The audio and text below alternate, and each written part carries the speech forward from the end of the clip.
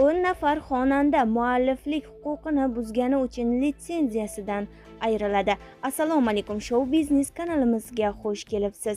10 nafar xonanda mualliflik huquqini buzgani uchun litsenziyadan ayrilishi va ular kimligi aytildi. Iltimos, videoni oxirigacha ko'ring.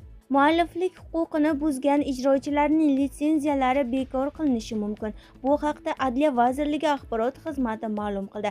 Vazirlik tomonidan shoir va bastakorlardan kelib tushgan murojaatlar asosida 2024-2025 yilning o'tgan davri mobaynida mualliflik huquqini buzgan va sud qarorlariga asosan ma'muriy javobgarlikka tortilgan 10 nafar ijrochilarga oid ma'lumotlarni O'zbekkonsert davlat muassasasiga taqdim etib, ularning litsenziyalarini bekor qilish bo'yicha zarur choralarni ko'rishni so'radi.